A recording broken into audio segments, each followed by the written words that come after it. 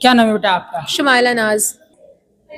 English और history मेरा subject है और ज़्यादा से ज़्यादा मेरा मन लगता है स्पीच वगैरह देने में। अच्छा, क्या लग रहा है आज जो जागरूकता चलाएगा और एक अभियान चल रहा है भारत निर्वाचन आयोग की तरफ से एसआईआर, हम एसआईआर पे जानना चाहेंगे, कितना जानकारी है आपको? एसआईआर होता क्या, इससे फायदे और नुकसान क्या है?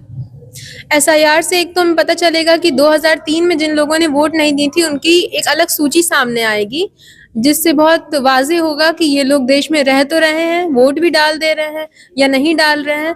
और कोई भी भारत में अगर गलत घटनाएं सामने आ रही, कोई भी अटैक हो रहा है या कहीं मॉब लिंचिंग हो रही है, उन लोगों का नाम सामने आ रहा है। ये भारत में हेट फैला रहे हैं, जिस हेट से पूरे के पूरे पूरे भारतवासियों पे बहुत बुरा प्रभाव पड़ रहा है। जो ये मॉब लिंचिंग हो जा रही है, बांग्लादेशी, पाकिस्तानी, अफगानिस्तानी, ये लोग भारत देश में आकर बस जा रहे हैं, वोट डालने लग रहे हैं, नहीं डाल रहे हैं, जो भी कर रहे हैं, ये पहले तो आकर के लोगों के बीच में बहुत गलत फहमियाँ फैल रही हैं।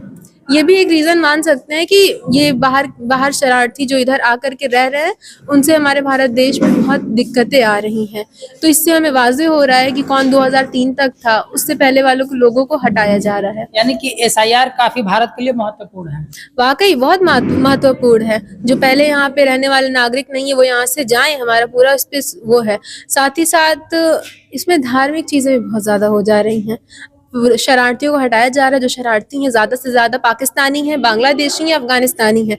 जब पाकिस्तानी, बांग्लादेशी, अफगानिस्तानी हमारे तरफ हेट लेकर आ रहे हैं, वो यहाँ हेट फैला रहे हैं, तो जो रहने वाले भारत के मुसलमान हैं, जिनका यहाँ पे प्रारूप, जिनका यहाँ पे जन्मसिद्ध अधिकार है, क्योंकि हमारे पास दो ऑप्शन थे 1997 में, हमारे पास दो ऑप्शन साफ साफ थे कि या तो हम पाकिस्तान चले जाएं या तो हम भारत में रहें।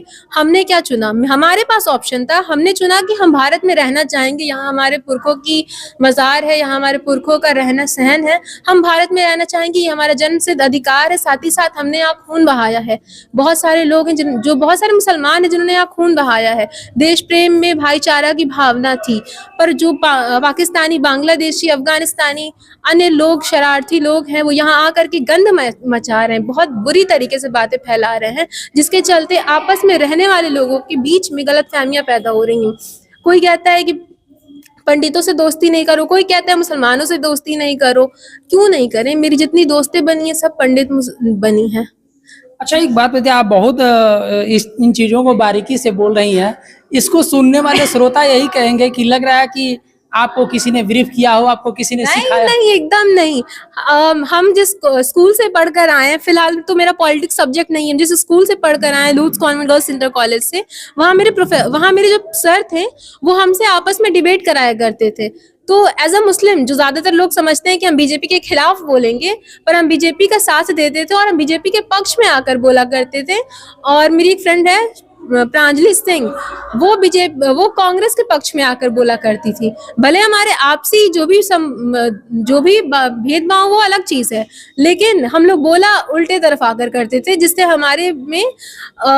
हमें पता हो कि कहाँ गलती है, कहाँ गलती नहीं है। साथ ही हमारी एक फ्रेंड थी प्रीति यादव लग रहा है, उससे हम आकर कहते थे कि चलो आओ साइकिल के खिलाफ बोलते हैं।